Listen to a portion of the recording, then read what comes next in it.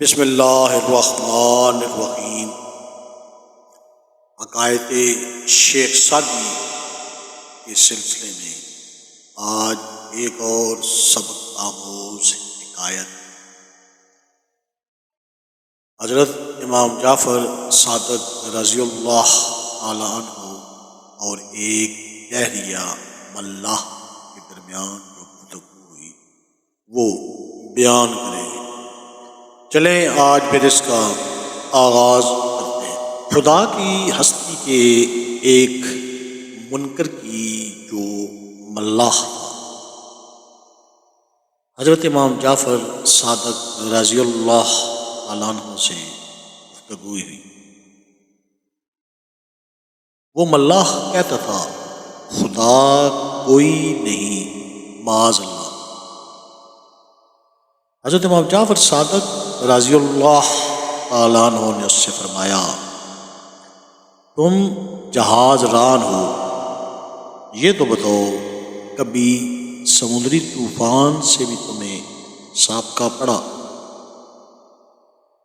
وہ بولا، ہاں مجھے اچھی طرح یاد ہے، ایک مرتبہ سمندر کے سخت طوفان میں ہمارا جہاز پھنس گیا تھا۔ حضرت امام جعفر صادق رضی اللہ تعالیٰ عنہ نے فرمایا، پھر کیا ہوا؟ وہ بولا، میرا جہاز غرق ہو گیا اور سب لوگ جو اس پر سوار تھے ڈوب کر ہلاک ہو گئے۔ آپ نے پوچھا، اور تم کیسے بچ گئے؟ وہ بولا، میرے ہاتھ جہاز کا ایک تختہ آ گیا،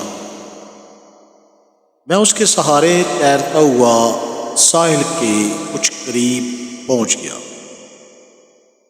مگر ابھی ساحل دور ہی تھا کہ وہ تختہ بھی ہاتھ سے چھوٹ گیا۔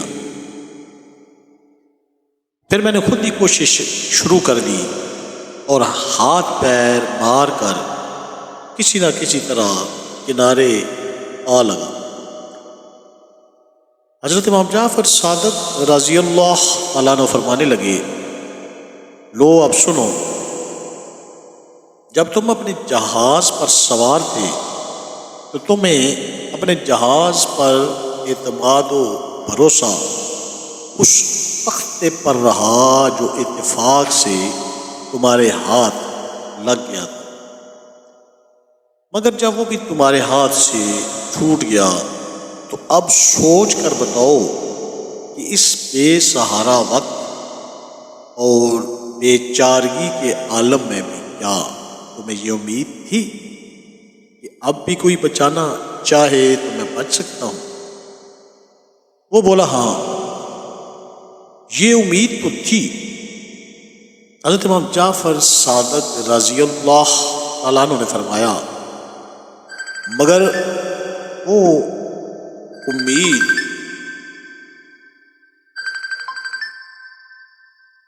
تھی کس بجائے؟ اب وہ دہریہ خاموش ہو گیا اور آپ رضی اللہ تعالیٰ عنہ نے فرمایا، خوب یاد رکھو اس بے چارگی کے عالم میں تمہیں جس ذات پر امید تھی وہی خدا ہے، اور اسی نے تمہیں بچا لیا تھا۔ اللہ یہ سن کر ہوش میں آ گیا اور اسلام لے آیا۔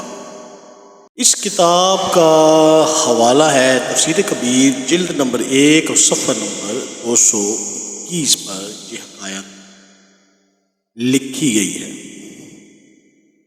اب اس سے ہمیں کیا سبق ملتا ہے؟